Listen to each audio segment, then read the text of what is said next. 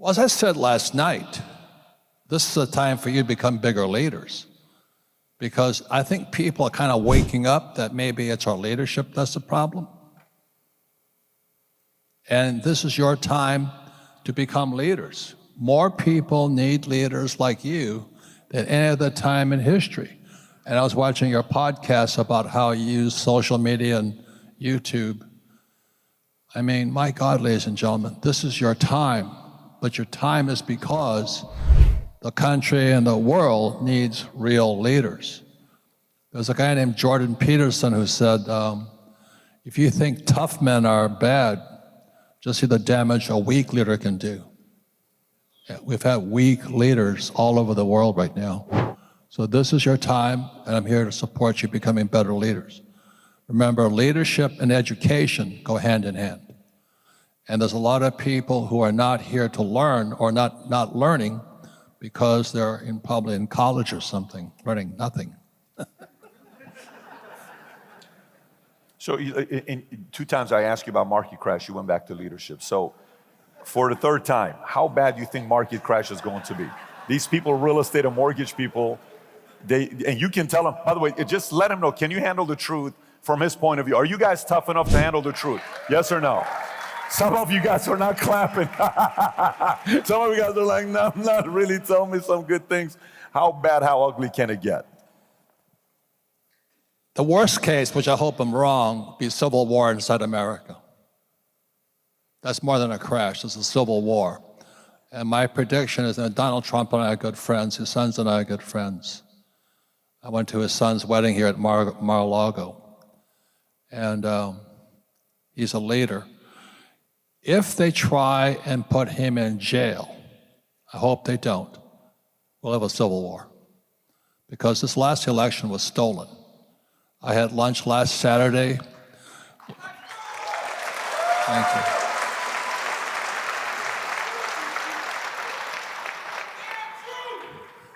I had lunch last Saturday with the Secretary of State from West Virginia, and he says, America is watching Arizona. And they want to figure out how we handle it, because they know, he says, it's not fraudulent. It was criminal what they did with the ballots. But again, it was a man named Stalin who said, it's not who votes that counts. It's he who, she who counts the votes. And ladies and gentlemen, we lose the right at the ballot box, we lose our democracy. And that's why this raid on Mar-a-Lago violated the 4th Amendment. We cannot let this country come apart by these criminals running our government. We need new leaders immediately.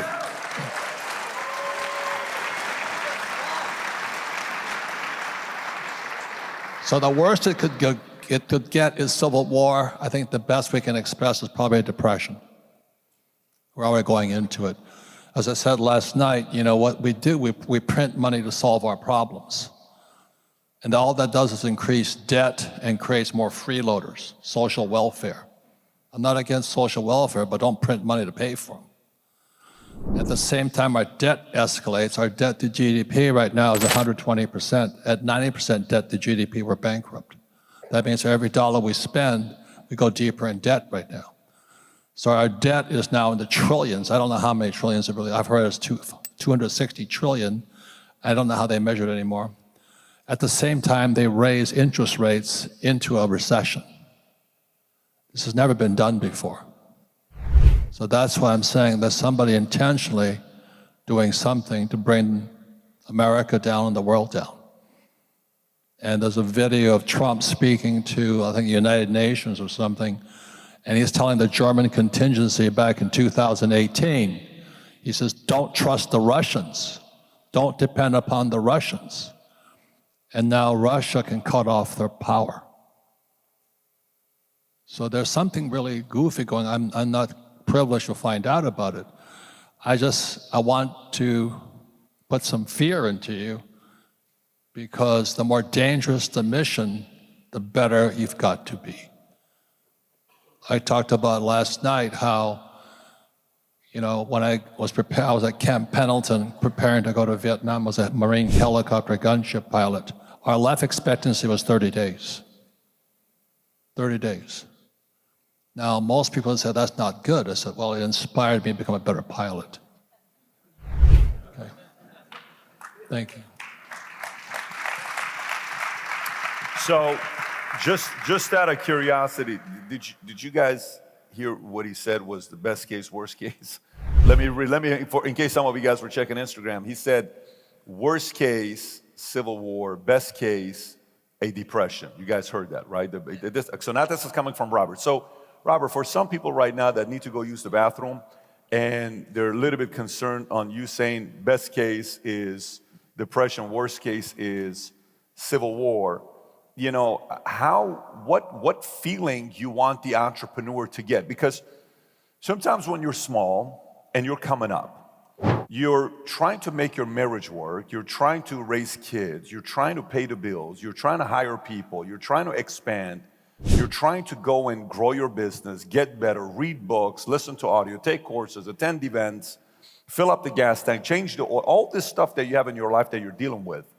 Sometimes you don't have time to sit here and think about other things, and then market that you have zero control over happens that's not on you. How does a person who has zero influence over the market, okay, maybe they have control over 20 people's votes to change them or certain things. How does a person who has no control over politics at this phase of their lives, no control over the market at this phase of their life, no control over interest rates at this phase of their life, how do they properly make the right moves to still be effective where the market's gonna go good, bad, or ugly? Thank you. I said this last night to that group last night, is the purpose of a leader is not to be the leader. The purpose of a leader is to take what a great leader like Patrick does and pass that lesson on.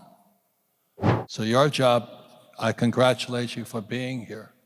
You could be a lot of other places today. But I think your most important job is to take what Patrick is teaching and pass it on to your people outside this country or your home.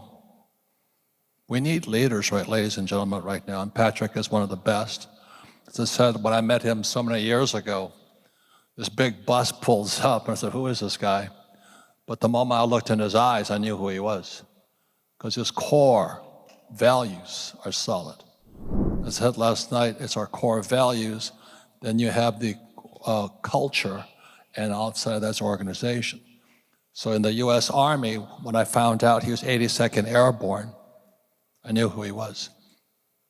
Because the Army is a big organization, the culture is 82nd Airborne, but the core values are what drive him. If you can duplicate his values, we win. Okay, thank you. Stock markets, when they crash, go down in 3 phases. Boom, boom, boom. Phase 1 was a bounce. It was called a bear market rally. This baby is going down, I hope, because I'm going to get richer. See, the thing right now is if you're afraid, it's because you got bad advice in your head. You're operating on bad information from your mommy, your daddy, your college professor, your school teachers, whatever it is. I get sexually stimulated thinking about a crash. Okay? Yeah. Because I'll say it again, the tougher it is, the smarter you've got to be. That's why I honor you for being here. This is a great leader, pass his word on. I did the same thing in my cash flow board game in my books. I pass on what I was taught. That's how you serve other people.